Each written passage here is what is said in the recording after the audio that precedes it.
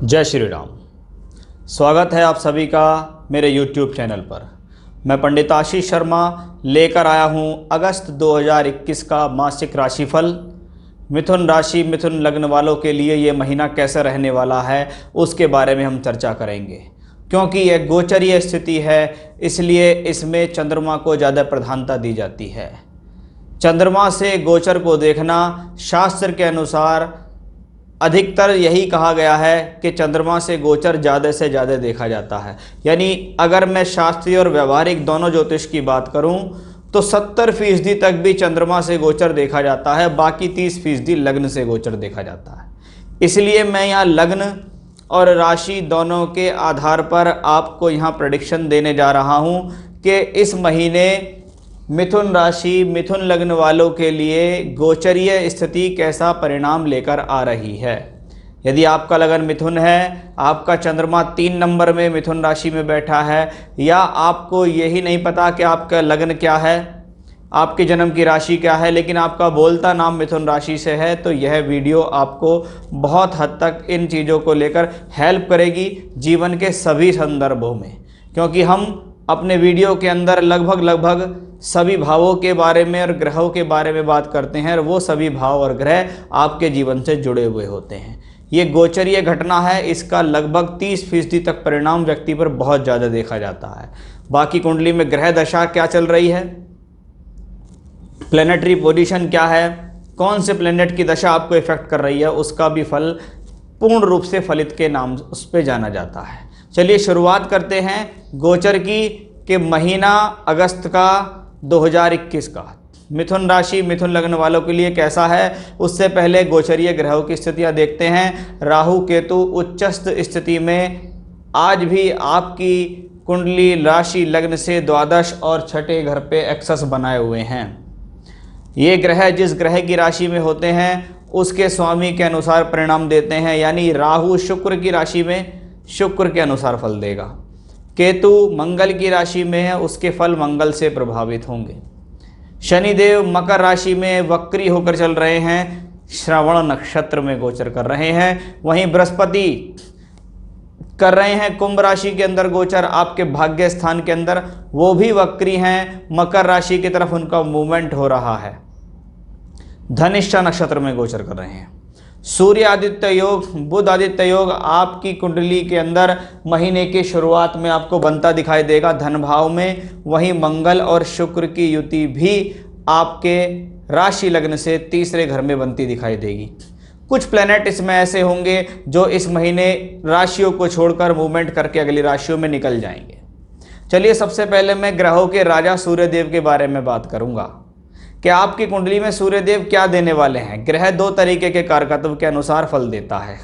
जहां का मालिक हो उस भाव के क्या कारक हैं, उस राशि या उस प्लैनेट के खुद के क्या कारकत्व है। सूर्य सरकार का कारक है, राजसिक कार्य का कारक है, राजसिक कार्यों का कारक है। आप कोई भी सात्विक कर्म कर रहे हैं, परोपकार की भावना से कर रहे हैं, लोगों के भला करने के लिए, उनका पुण्य करने के लिए कर रहे हैं, तो यह भी सूर्य से देखा जाएगा। आपकी मान सम्मान की स्थिति सूर्य से देखी जाएगी। पिता से संबंध भी सूर्य से देखे जाएंगे। सूर्य कौन है, आपकी राशि से तीसरे घर के मालिक हैं। तीसरा घर, अब यहाँ पर सूर्य को तीसरे घर की जिम्मेवारी मिली। 3rd हाउस साहस देने की जिम्मेवारी, शौक देने की जिम्मेवारी, संघर्ष कराने की जिम्मेवारी, टूर ट्रैवलेंस कराने की जिम्मेवारी, ये सब सूर्य के हाथ में आई हैं। और सूर्यदेव कहाँ हैं, धन भाव के अंदर गोचर कर रहे हैं। यानी एक ऐसा प्लेनेट जब धन भाव में गोचर करे, क्योंकि सूर्य को स्वभाव से कुछ अशुभ कहा जाता है। स्वभाव से अशुभ का मतलब है ये ग्रह जहाँ बैठता है उस भाव से अलगाव देता है, क्योंकि सूर्य के अंदर एनर्जी ताप ऊष्मा बहुत ज़्यादा है। जब जब ये प्लेनेट 2nd हाउस में होता है और उसमें गोचर कर रहा हो, तो 2nd हाउस को हम फेस के लिए जानते हैं। चेहरे से संबंधित तकलीफ, आंखों की तकलीफ बढ़ा सकता है, सिर दर्द दे सकता है, माइग्रेन की प्रॉब्लम दे सकता है, परिवार के लोगों से वैमनस्य करा सकता है, कुटुंब के लोगों से विवाद करा सकता है ये प्लेनेट। वहीं साहस के तौर पर देखें, आप साहस से अपने कार्य में जुटे पड़े हैं, साहस से अपने जीवन में धन कमा रहे हैं, आपका साहस आपकी वाणी में दिखाई देता है, यानी आप किसी भी बात करने से या प्रेजेंटेशन देने से घबराते नहीं हैं। आपके अंदर इस प्रकार की स्थिति बनती है। 15 लगभग 16 अगस्त तक ये प्लेनेट इसी राशि में रहेगा। उसके बाद सूर्यदेव स्व राशि के होकर पहुंच जाएंगे तीसरे घर के अंदर। Third Lord in third house, तीसरे घर का मालिक उसी राशि में आ गया। साहस में वृद्धि हो जाएगी, मित्रों का पड़ोसियों का सहयोग मिल जाएगा, योजनाएं कारगर हो जाएंगी, योजनाओं के प्रति मेहनत पहले की अपेक्षा बढ़ जाएगी। तो उस लिहाज से कॉम्बिनेशन अच्छा है। अब ये शुरुआत में बना रहा है बुध आदित्य योग। आपकी राशि लगन और चौथे घर का मालिक बुध है, यानी आपको मान सम्मान चाहिए, अच्छा स्वास्थ्य चाहिए, जीवन में प्रगति चाहिए, तो उसको हम लग्न से देखते हैं। वहीं चौथे घर से हम क्या देखते हैं? भूमि, जमीन, जायदाद, वाहन, सुख देखते हैं। जब इसका प्लेनेट सेकंड हाउस के अंदर ट्रांजिट कर रहा हो तो परिवार से सुख सहयोग मिल जाता है। किस तौर पे? प्रॉपर्टी के तौर पे। अगर प्रॉपर्टी से रिलेटेड कोई भी आपका डिस्प्यूट्स है या आपको उनसे फ़ायदा चाहिए तो वो एक अच्छा योग बुध ने यहाँ दिया। सूर्य के साथ है, मेहनत में कमी नहीं है। लग्नेश तृतीयेश का योग जब भी हो ये जीवन में व्यक्ति से मेहनत कराता है, क्योंकि थर्ड हाउस में क्रिएटिविटी होती है। आप कितने ज़्यादा क्रिएटिव हैं, क्रिएटिविटी आपके किस काम आ रही है, चाहे आपका फील्ड कोई सा भी हो, आप आर्ट में हो, आप डांसिंग में हो, आप हाथों से संबंधित कोई काम कर रहे हो, आप एक्टिंग के फील्ड में हो, आप मॉडलिंग के फील्ड में हो, तो ये वो कॉम्बिनेशन होता है जो अच्छा होता है कि आपकी हिम्मत को टूटने नहीं देता। जब ये प्लैनेट तृतीयेश के साथ होते हैं तो कभी कभी स्थान परिवर्तन या किसी प्रकार की ऐसी यात्रा का भी जीवन में योग बन जाता है, जिसके बारे में आप तो यार लंबे समय से प्लानिंग कर रहे हैं, या कभी कभी अचानक भी ऐसे योग बनते हैं। लेकिन ये हानि का कोई योग नहीं है, ये आपके लिए फायदे का ही योग है, इसमें कोई भी संदेह नहीं है, क्योंकि सूर्य बुध बुधादित्य योग। अब बुध भी देखिएगा सूर्य से पहले यहाँ से राशि बदल देंगे, फिर ये सूर्यादित्य योग कहाँ बनेगा? कुंडली के तीसरे घर में बनेगा।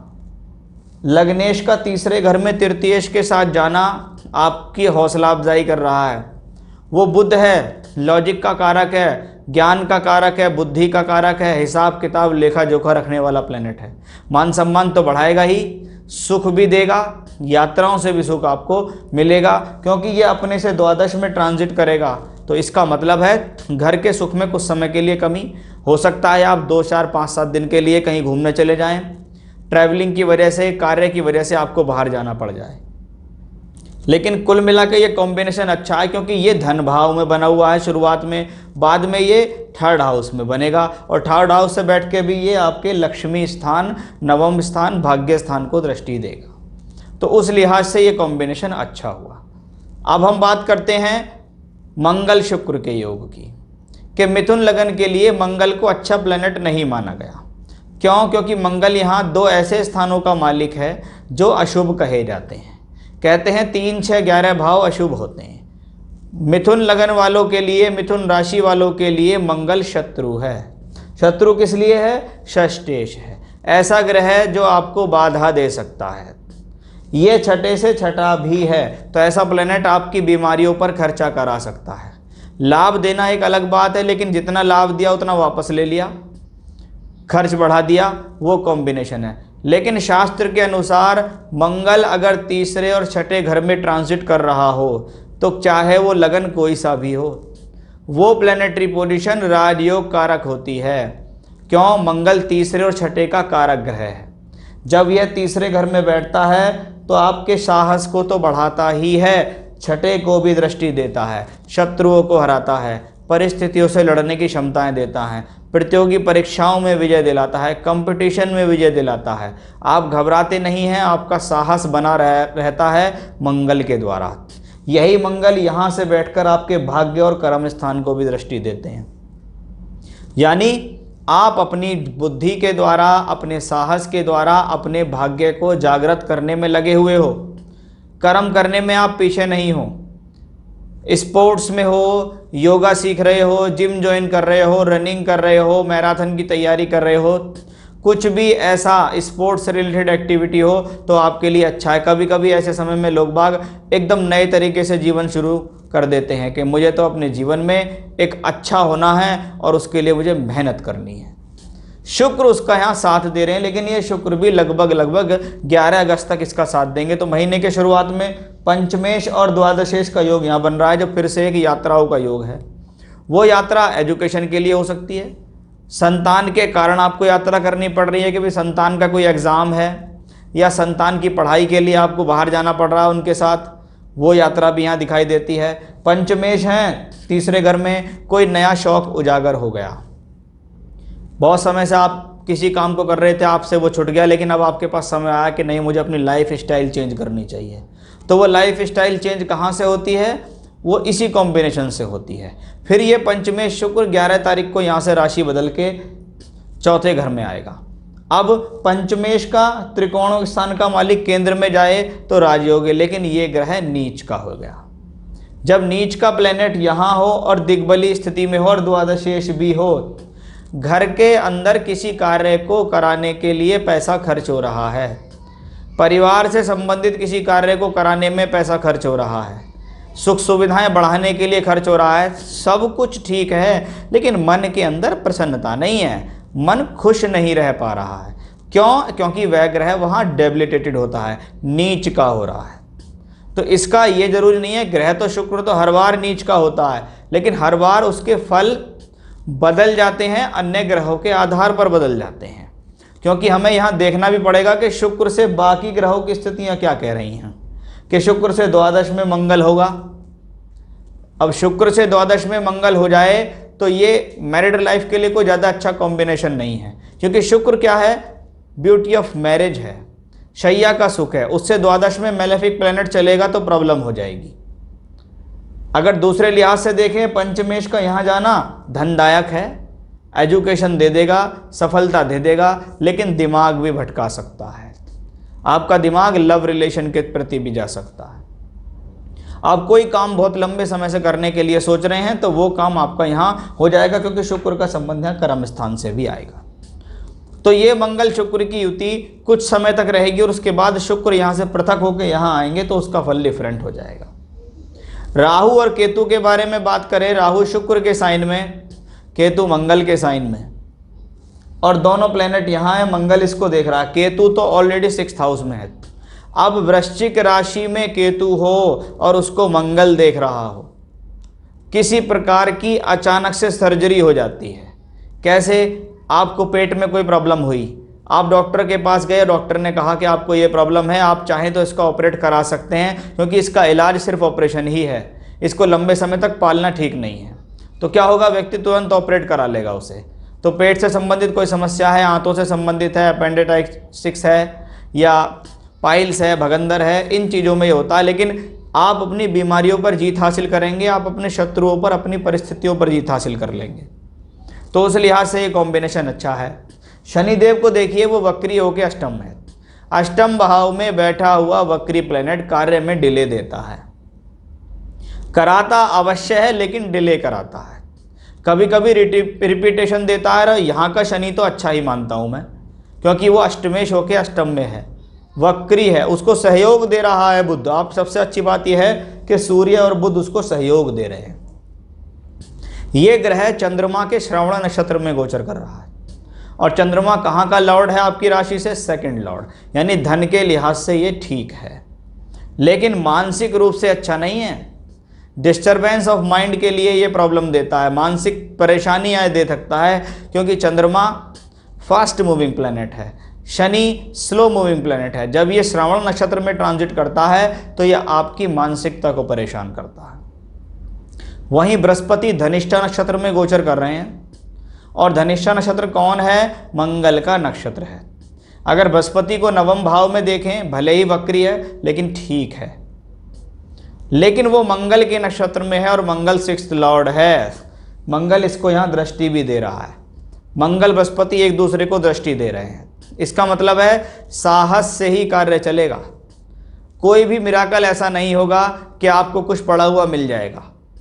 आपसे जब तक ये प्लेनेट मेहनत नहीं करा लेगा तब तक आपको समस्या देता रहेगा, तब तक आपको ये प्लेनेट प्रॉब्लम देता ही रहेगा, क्योंकि मंगल की आदत है मेहनत कराना, और बृहस्पति सप्तमेश और दशमेश हैं, आपकी पद प्राप्ति, स्पाउस, जीवन साथी, व्यवसाय, साझेदारी को संभालने वाला ग्रह बृहस्पति, कार्य क्षेत्र, कर्म, प्रोफेशनल लाइफ को संभालने वाला ग्रह बृहस्पति। अच्छी बात है कि ये त्रिकोण में चल रहा है, लेकिन अभी ये ग्रह आगे त्रिकोण में नहीं होगा, ये ग्रह आगे मकर की तरफ मूवमेंट कर रहा है। इसलिए अपने जितने भी निर्णय, डिसीजंस हैं, बहुत ध्यान से आपको लेने होंगे।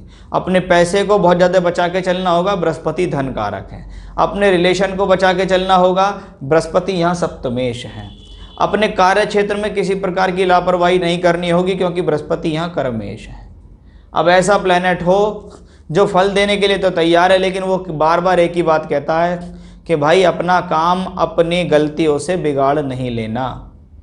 मेहनत कर रहे हो, लगे पड़े हो किसी चीज़ के पीछे, और बाद में आपने अपनी गलतियों से उसको ख़राब कर लिया कि यार सब कुछ ठीक था, लेकिन मैं ही लापरवाही ना करता तो मेरे लिए सब कुछ अच्छा हो जाता। जल्दबाजी और क्रोध से आपको यहाँ बचना भी होगा।